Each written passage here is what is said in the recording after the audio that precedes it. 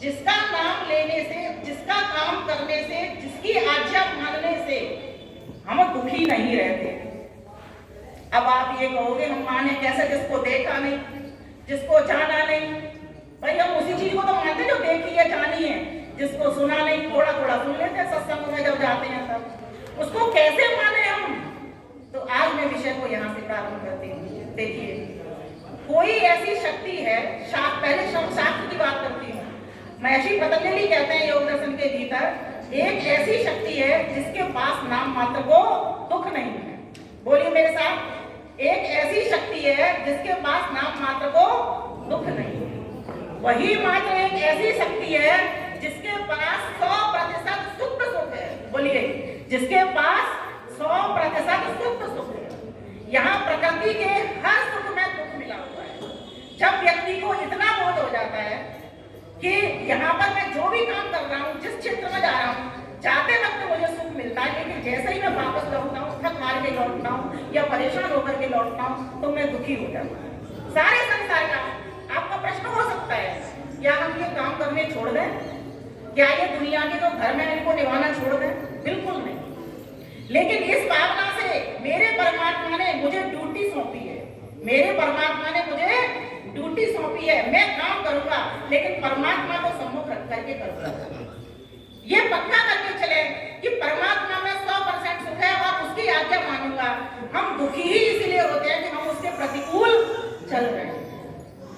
सूरज अनुकूल है, इसलिए प्रकाश दे रहा है, ताप दे रहा है, विटामिन दे रहा है, मिनरल्स दे रहा है, ऊर्जा दे रहा है, हम सबके भीतर शक्ति का संचार कर रहा है। चंद्रमा अनुकूल है ईश्वर की बात मान रहा है, इसलिए हमको सोम दे रहा है, विनम्रता सिखा रहा है, शीतलता दे रहा है और आनंदित कर रहा है। आह्लाद का भी गुण है उसके पास में, इसीलिए हम सब सुखी हो रहे हैं।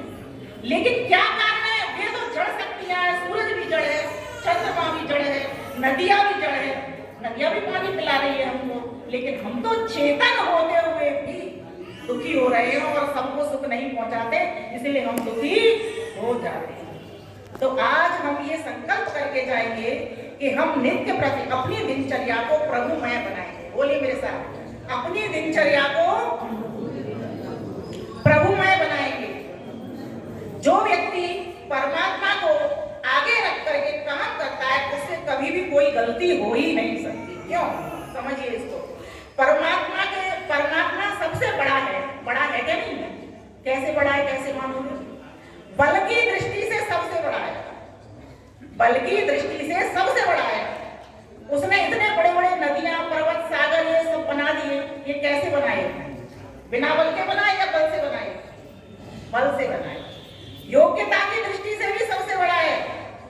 वो परमात्मा इतना योग्य है। एक बात बताइए, जितने भी मनुष्य आविष्कार करता है, उन सबसे अच्छा आविष्कार किसका अधिक अच्छा है? ईश्वर का। क्यों? कौन सा ऐसा आविष्कार है जो सबसे अधिक अच्छा है? आप और हम अपने अपने को देख लो, कितना बढ़िया हमने मानव मस्तिष्क बनाया, कितना बढ़िया हार्डवेयर बनाया, कितना बढ़िया सॉफ्टवेयर बनाया, कितनी सुंदर आंखें दी, कितने सुंदर कान बनाए। उस परमात्मा को भूले हुए हम रहते हैं। एक महिला अपनी नतनी को बार बार ऐसे ऐसे पकड़ पकड़ के देख रही थी, तो दूसरी महिला बोली, तो इसको तो बड़ा दिखा रही है, कम से कम नाक के ऊपर हम दे ले।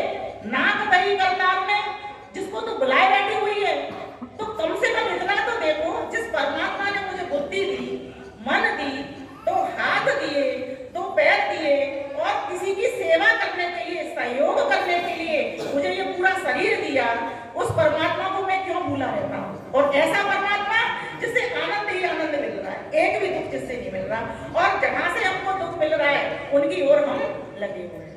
तो देखिए, शास्त्र कहता है हमें, बोलिए, क्लेश कर्म विपाक आशई अपरामृष्ट पुरुष विशेषो ईश्वर।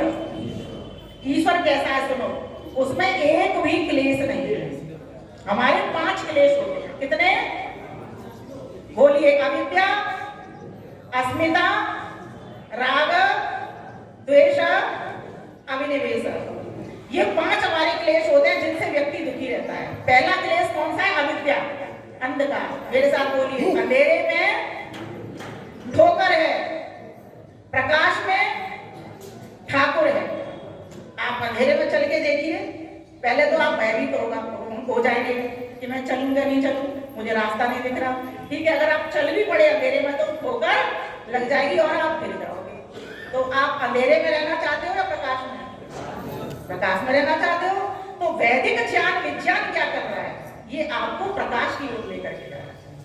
इसीलिए आप वैदिक ज्ञान विज्ञान में, जो वैसे तो यहाँ पर मुझे लगता है सभी जुड़े हुए हैं, अगर कोई नए व्यक्ति आए वे लोग भी इसमें जुड़ने का प्रयास करें। आप प्रकाश में जाओगे, आपको आनंद ही आनंद मिलेगा। ध्यान देना, ये जो आनंद मिलता कैसे है? जिस व्यक्ति के पास विवेक है उसी को आनंद मिलता है, अर्थात जिस व्यक्ति के पास ज्ञान है, अर्थात जो व्यक्ति प्रकाश में चल रहा है उसी को आनंद मिलता है। जो व्यक्ति अंधेरे में, अच्छा देखो, अंधा व्यक्ति है कोई, है ना, वो व्यक्ति चल रहा है, बेचारे पूरा डर लगा रहता है अंदर से, वो भयभीत रहता है, कभी भी अभय नहीं हो सकता। इसीलिए हमें आवश्यकता किस बात की है? एक टॉर्च लेने की। अब टॉर्च किसके पास है? बड़ी टॉर्च, एक टॉर्च तो हमारे पास होती है, व्यक्ति अपना अपना कल्याण कर लेता है, लेकिन एक परमात्मा की टॉर्च है। परमात्मा की टॉर्च क्या है? वेद। बोलिए मेरे साथ, वेद परमात्मा की टॉर्च है। इसीलिए परमात्मा को अग्नि कहा गया है। कैसा परमात्मा है वो? अग्नि। अग्नि क्यों कहा गया है? आप तो अग्नि आपको समझते हो, उसको अग्नि क्यों कहा गया है? अग्नि अग्नि भवति। परमात्मा आगे आगे चलता है, जैसे टॉर्च का प्रकाश आगे आगे चलता है, हमसे आगे रहता है। टॉर्च आप पकड़िए, बटन दबाइए, प्रकाश आपका आगे रह जाए। आप पहुंच नहीं पाते, वहां से पहले परमात्मा पहुंचा हुआ है। इसीलिए परमात्मा अग्नि नाम को अपने अंदर धारण करिए कि वो परमात्मा अग्नि है, हम सबको आगे ले जा रहा है, तो मेरा भी कर्तव्य बनता है, मैं भी सबको आगे आगे लेकर के चलूं।